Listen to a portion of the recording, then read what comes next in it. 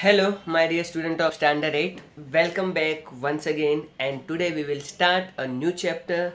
The name of the chapter is India Challenges and Solutions. India के सामने क्या क्या challenges हैं, okay? Well, life is full of challenges, है ना? देखो, सबकी लाइफ में कुछ ना कुछ प्रॉब्लम होती है और हमको उसको फाइट करना चाहिए एंड उसके सॉल्यूशन ढूंढना चाहिए. मीनवाइल हमारा जो कंट्री है इंडिया, उसके सामने बहुत सारे चैलेंजेस हैं. ओके, फॉर एग्जांपल अभी हमारे कंट्री में 138 करोड़ लोग हैं अप्रोक्सीमेटली उन, और आई थिंक अगले साल तक 139 करोड़ हो जाएंगे. तो जो एडिशनल 1 करोड़ आएंगे तो उनके लिए खाना कहाँ से लाना है, उनको लिए पीने के पानी की फैसिलिटी अरेंज करना. तो ये गवर्नमेंट के सामने बहुत सारे चैलेंजेस हैं. प्लस अभी जो बहुत सारे प्रोजेक्ट स्टार्ट किए हैं उसको कंप्लीट करना.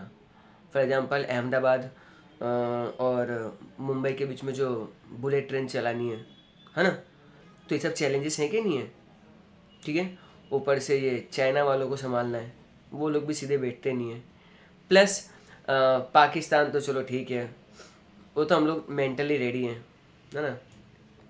सो चैलेंजेस क्या हैं और उनके सॉल्यूशन क्या हैं? वेल, इस चैप्टर में हम लोग बहुत इम्पोर्टेंट चैलेंजेस डिस्कस करेंगे.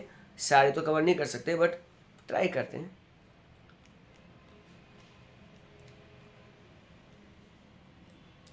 So friends, as you can see on your screen, name of the chapter is given, and in modern times the external means the development have changed but internal means of development have not more or less remain the same. ठीक है. देखो, हम लोग है ना बाहरी रूप से बहुत बदल गए. ठीक है. आप अभी गांव में जाओ, मान लो आप आज से 50 साल पहले गांव में जाओगे तो आपको वही पुराने मिट्टी के घर देखने को मिलेंगे. बट अगर आप आज जाओगे ना तो आपको वेल फर्निश्ड और बहुत ही ब्यूटीफुल घर देखने को मिलेंगे. तो ये क्या कह रहा है, एक्सटर्नली बहुत कुछ चेंज हो चुका है बट इंटरनल तो हम लोग वही है ना अंदर से.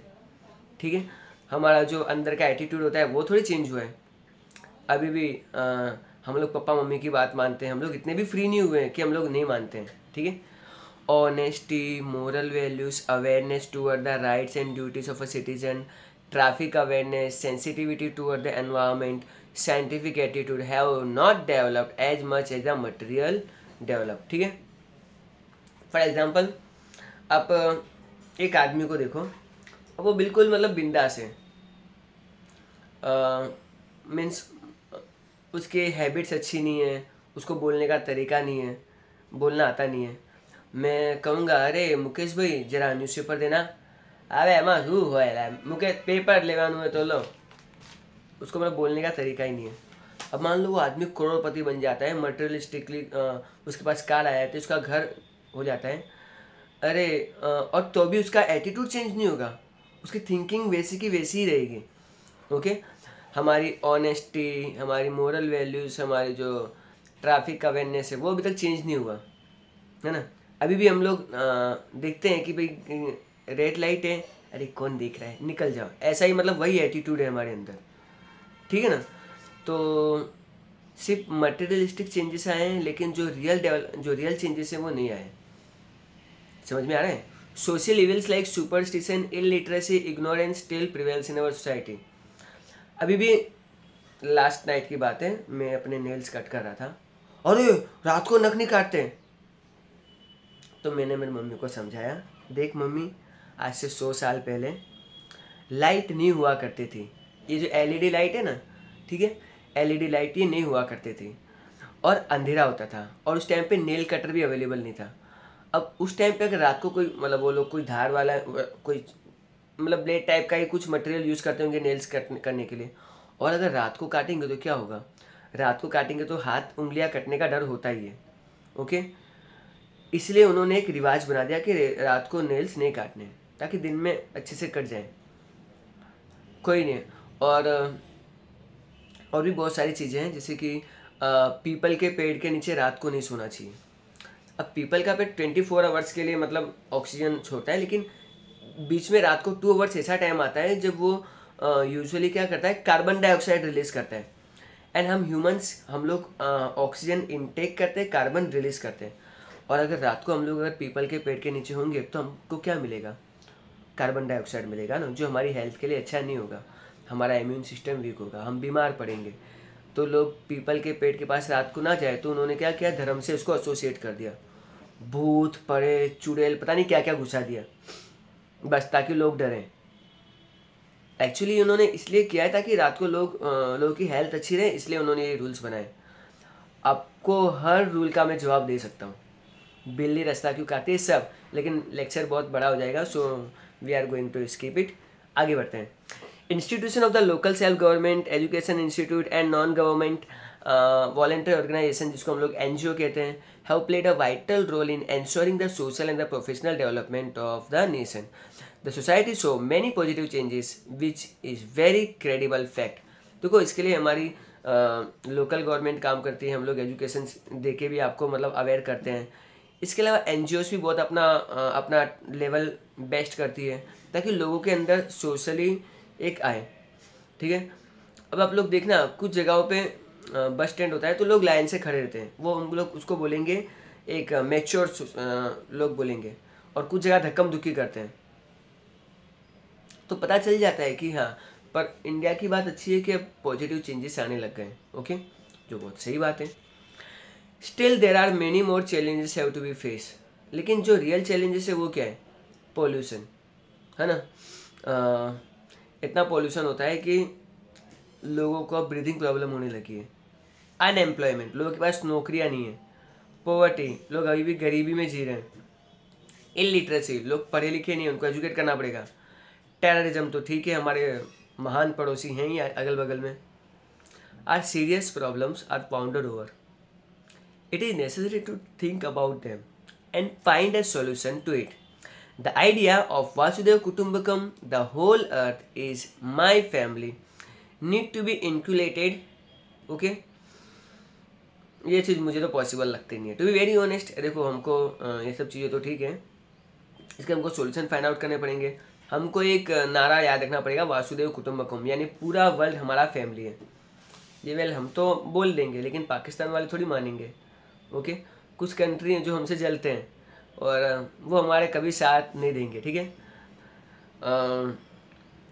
अगर हम लोग कहेंगे ना पाकिस्तान वालों से कि भाई सुबह सुबह काढ़ा बना के पिया करो, हेल्थ अच्छी रहती है, इम्यूनिटी आती है, तो लोग काढ़ा पीना छोड़ देंगे। ठीक है, अच्छा है, हम लोग उनको ये नहीं कह रहे कि पानी पिया करो, बॉडी का टेम्परेचर मेंटेन रहता है, दिमाग शांत रहता है, तो लोग पानी पीना भी छोड़ दें। लेकिन इंडिया वाले बोलते हैं कि ठीक है, जी लो तुम भी। सो वासुदेव कुटुंबकम तभी पॉसिबल होगा जब सारे कंट्री हमारी बात मानेंगे। तो नाउ, अब ये जो स्लाइड है, इसमें आपको बताया गया है कि इंडिया में अभी क्या क्या प्रॉब्लम फेस की जा रही है। सो नंबर 1 आती है बिल्कुल यहाँ पर, इंटरनल प्रॉब्लम्स। इंटरनल प्रॉब्लम हमारे एक तो देश में पॉपुलेशन की प्रॉब्लम है, बहुत ओवर पॉपुलेशन है, 138 करोड़। इलिटरेसी, लोग पढ़े लिखे नहीं है ना। इन्फ्लेशन, इन्फ्लेशन यानी महंगाई, सब्जियों के भाव, रोज़मर्रा की जो फूड ग्रेन्स होते हैं, ओके, इन सब के प्राइजेस कंटिन्यूसली रेज ही हो रहे हैं। पॉवर्टी, गरीब लोग बढ़ रहे हैं, ऊपर से लॉकडाउन की वजह से तो और प्रॉब्लम हो गया है। अनएम्प्लॉयमेंट भी ज़्यादा बढ़ गया है ना। अर्बनाइजेशन भी, एंड कम्युनलिज्म, ये हिंदू मुस्लिमों का चलता रहता है। करप्शन, है ना, लोग घूस खिलाए बिना तो गवर्नमेंट के काम होते ही नहीं है। एंड टेररिज्म, ओके, मतलब कितना प्रॉब्लम है हमारे कंट्री में। Regional problem, now discrimination based on the language. ठीक है, लैंग्वेज के बेस पे उनको डिस्क्रिमिनेट करना, भेदभाव करना। ओके, रीजनलिज्म, हम लोग पर्टिकुलर रीजन के लोगों को ही लेंगे, उन रीजन वालों को नहीं रखेंगे and all that. Border problem तो हमारे चाइना के साथ चल ही रहे हैं। ओके, एंड नेचुरल प्रॉब्लम, कभी फ्लड आ जाता है, कभी फेमाइन कभी सूखा पड़ जाता है, कभी अर्थक्वेक होता है, कभी सुनामी आ जाती है, कभी वॉल्केनिक इरप्शन, तो ठीक है, नहीं होता है इंडिया में ज़्यादा। साइक्लोन्स फ्रीक्वेंटली आते रहते हैं। ठीक है, and now let us talk few of the listed challenges and think about its solution as well. Okay, so हम लोग अब इंडिया की कुछ स्पेसिफिक प्रॉब्लम्स पढ़ेंगे और उसका क्या सॉल्यूशन हो सकता है वो भी देखते हैं। So let's begin. Over population. अब एक सेकेंड है, कुछ मस्त मस्त वाली चीज़ें हैं। देखो इस दुनिया में कितने लोग हैं, है ना। इस दुनिया में लोग भर भर के इतने भर गए हैं कि दुनिया में लोगों के लिए जगह नहीं बची है। देखो ये भाई साहब तो लटक रहे हैं, ये तो बेचारा फेविकोल का जो था टूट गया, छूट गया, पता नहीं इस भाई साहब का क्या होगा, है ना। ये तो बेचारे पकड़े रहना छोड़ना नहीं, वो फेविकोल का ऐड मुझे याद आ रहा है। Any how, well same scenario है, ठीक है। आज से 200 ईयर्स पहले है ना, वर्ल्ड की पॉपुलेशन 100 करोड़ भी नहीं थी, और अभी 760 करोड़ से भी ज़्यादा हो गई है। बहुत जल्दी 800 करोड़, और आई थिंक 2050 तक तो 1000 करोड़ हो जाएगी, जो बहुत ही सीरियस मैटर है, ठीक है। Malav had to attend his maternal uncle marriage, ठीक है, मामा की शादी में मालव को जाना है। He came to bus stand with his mother, तो मामा के घर जाना है तो उन लोगों ने डिसाइड किया कि बस में चलते हैं। It was very crowded. बस आई लेकिन उसमें पब्लिक भर भर के लोग लटक रहे हैं आधे, मतलब बहुत क्राउडेड है। The bus arrived but there was no place to sit. He could not board the bus, okay, as everybody was pushing one another, okay.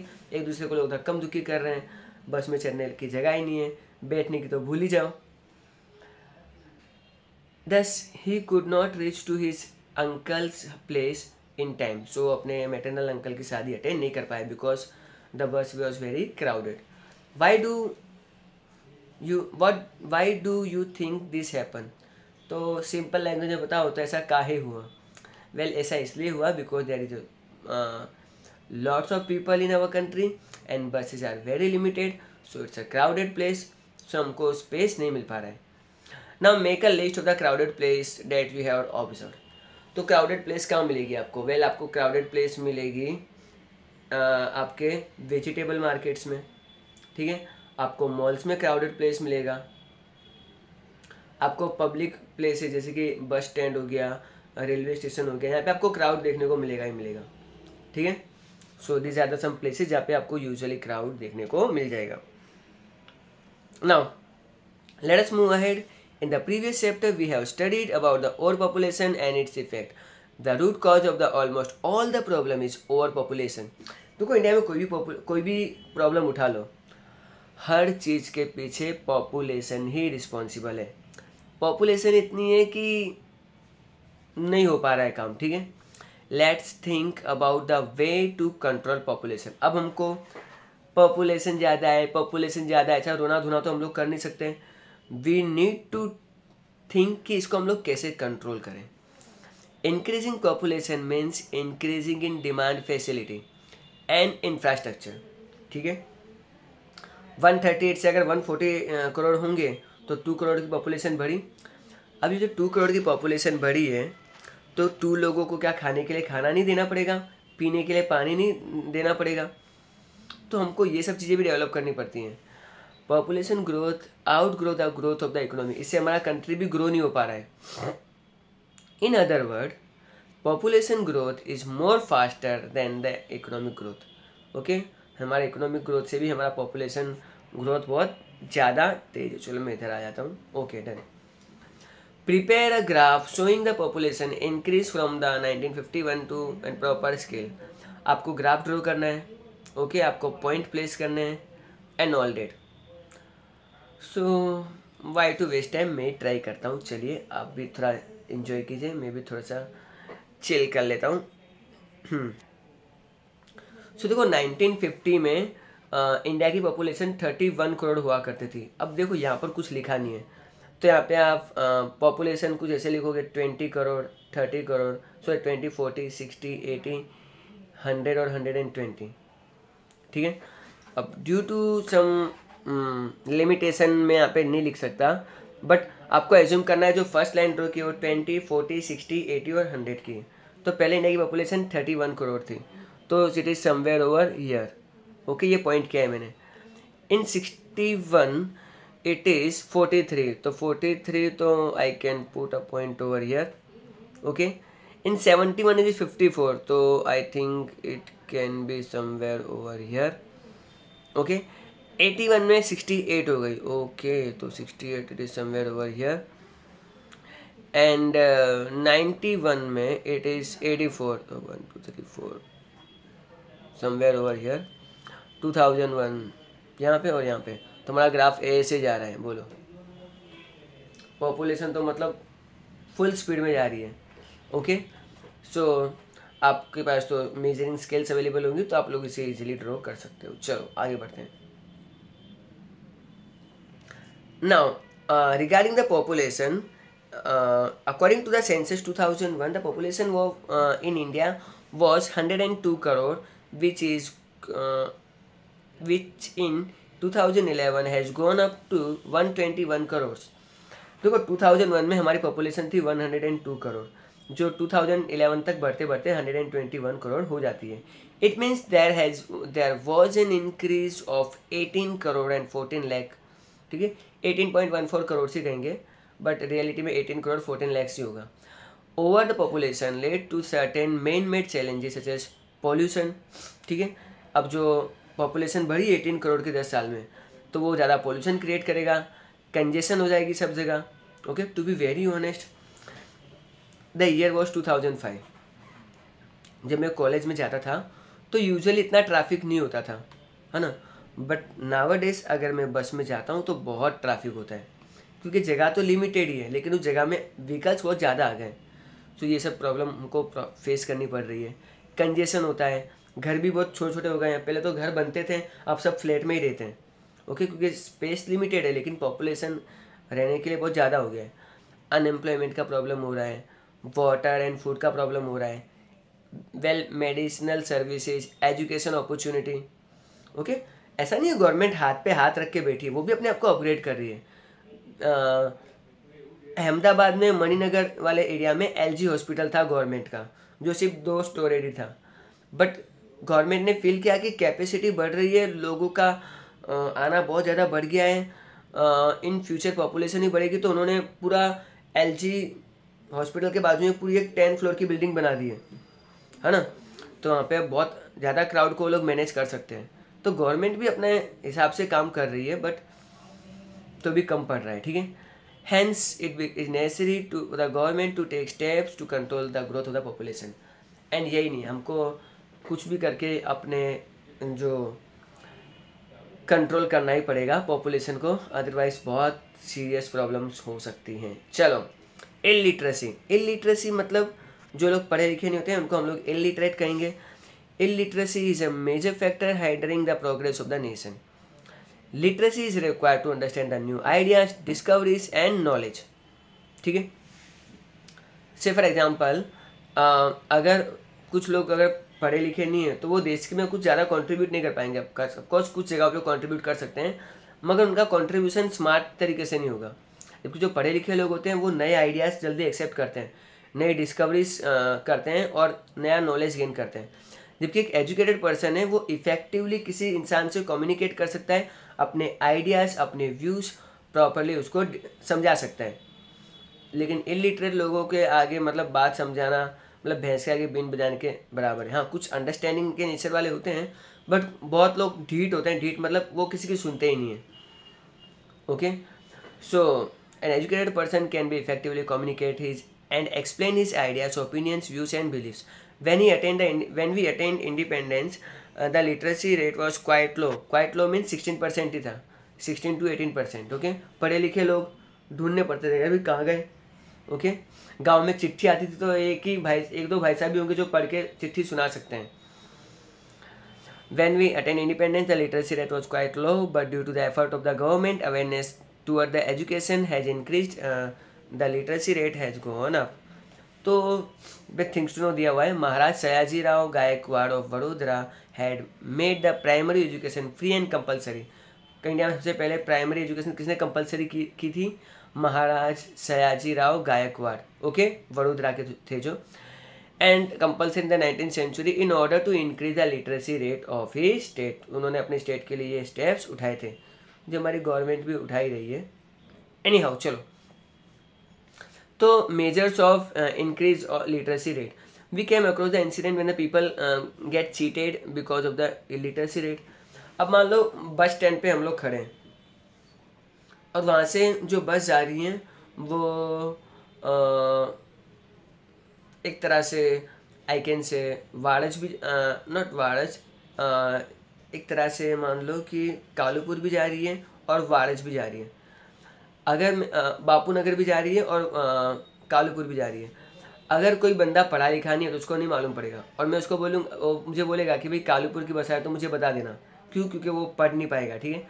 And मैं उसको वाड़ज वाली बस में बोलूँगा हाँ ये कालूपुर की है, तो मैं उसको चीट कर सकता हूँ ना। ओके, सो जो लोग पढ़े लिखे नहीं होते हैं उनको ईजिली चीट किया जा सकता है। सो इसीलिए हमारी कंट्री में अगर इलिटरेट लोग ज़्यादा होंगे तो हमारी कंट्री के लिए ही प्रॉब्लमेटिक होगा। Illiteracy is a taboo on a culture of one society and many measures have been taken to eradicate it. हमारी गवर्नमेंट ने इसको हटाने के लिए सब कुछ किया है। Free and compulsory education of the age group of 16 to 14 years, scholarship, mid day meal, pre primary education, girls education scheme, Vidyadeep scheme, residential school for tribals, adult education programmes, each one teach one scheme, and since 2009 right to education has been introduce and implemented. हमारी government ने क्या क्या किया? हमारी government ने primary education बच्चों के लिए कंपलसरी किया। हाँ ठीक है, अब कुछ पेरेंट्स अपने बच्चों को प्राइवेट स्कूल में डालते हैं, it is their wish, okay, but otherwise government schools are also available. 6 to 14 years के लिए एजुकेशन कंपलसरी कर दिया गया है। इवन उनको नाश्ता ऐसे मिड डे मील भी दिया जाता है। गर्ल्स के एजुकेशन के लिए गवर्नमेंट ने बहुत सारी स्कीम लॉन्च की है। ट्राइबल्स लोगों के लिए भी गवर्नमेंट ने सोचा है। एंड एट लास्ट गवर्नमेंट ने 2009 में राइट टू एजुकेशन पास किया ताकि हर बच्चा जो 14 ईयर्स तक का है उसको पढ़ने का राइट मिले। यू कैन सी 71 में हमारा लिटरेसी रेट 36% था। It was increase in 1981 to 44।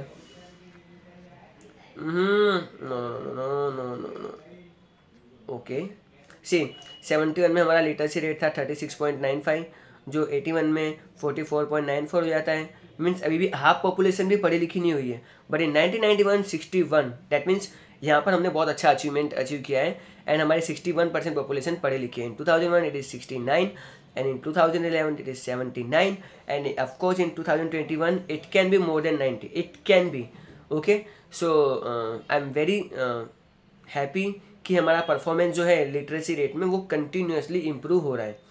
And एक बार अगर हम लोग 90% अचीव कर लेते हैं, that means good. Now talking about the inflation. Inflation मतलब क्या? देखो यहाँ पर आपको मिल्क का प्राइस लिखा हुआ है। मिल्क का प्राइस आज कितना है एंड मिल्क का प्राइस आज से कुछ 5 साल पहले कितना था? Well to be very honest, मैं सुबह कभी कभी मिल्क लेने जाता हूँ, सो मैं पर लीटर के हिसाब से गिनूँगा, ठीक है। मिल्क अमूल गोल्ड की जो पैकेट्स आते हैं, इट इज़ समवेयर 28-29 में, आई एम नॉट श्योर, बहुत दिन से गया नहीं हूँ, बट 28 मान लेते हैं, तो ये 56 रुपीज़ के लीटर पड़ता है। बट इट इज़ समवेयर 48-46 पहले हुआ करता था। शुगर का भी, जैगरी का भी, पेट्रोल का भी सब सेम रेट है। पेट्रोल तो right now it is more than 80 and before 5 year it is somewhere 65। सो महंगाई बढ़ती रहती है, सो उसमें हम लोग कुछ कर नहीं सकते। क्योंकि प्रॉब्लम क्या है कि हमारी पॉपुलेशन बढ़ रही है और सामान हम लोग उतना ज़्यादा प्रोड्यूस कर नहीं पा रहे हैं, तो चीज़ें बेसिकली क्या होगी, महंगी होंगी, ठीक है। नाउ अब जो increase in the price of the essential commodity and other necessity known as the inflation. A price rise on the commodity of the daily use create an adverse effect on the human life. जब भी ज़रूरतों की चीज़ों के prices बढ़ते हैं तो हमारे लाइफ पे बहुत ही उसका बुरा इम्पैक्ट देखने को मिलता है। Inflation causes stress of the common man as it is become tough for the middle class people and the people with a limited income and managing their basic expenses. जो लोग बहुत कम पैसे कमा पा रहे हैं, लॉकडाउन में सबने फील कर लिया होगा कि उन लोगों को बहुत प्रॉब्लम होती है जब भी चीज़ों के प्राइसेस बढ़ते हैं।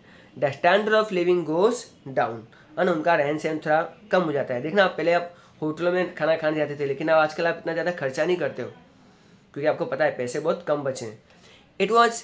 It has become difficult to combat the inflation and the times people have to compromise over certain commodities and facility due to the inflation. उनको बहुत सारे लाइफ में कॉम्प्रोमाइज़ करने पड़ते हैं और लाइफ थोड़ी सी बोरिंग हो जाती है। मेजर्स करप्शन,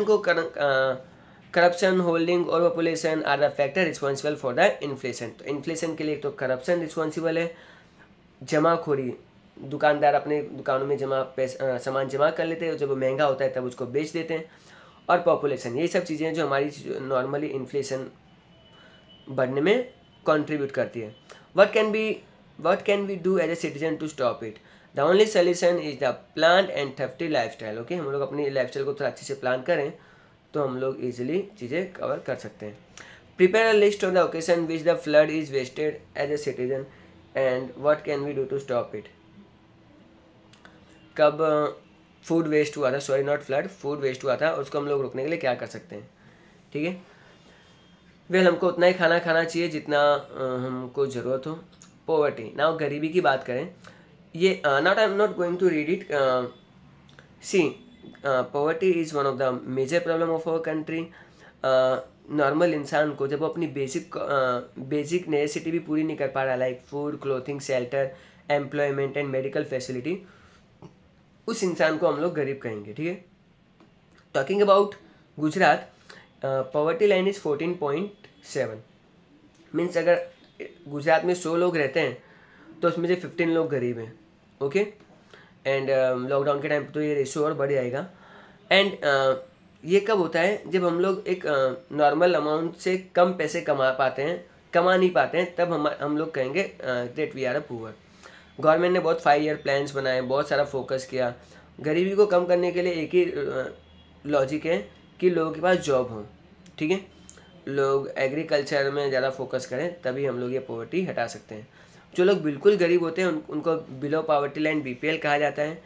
एंड गवर्नमेंट उनको हेल्प करती है, उनके पढ़ाई लिखाई के लिए उनको मेडिकल फैसिलिटी देती है, उनको बहुत ही कम दाम पे अनाज भी गवर्नमेंट प्रोवाइड करती है। Okay, so this is your part 1 of chapter number 8, and friends, very soon I am going to brought part 2 also. Hope you guys are enjoying. Keep learning and keep watching, and thanks for watching.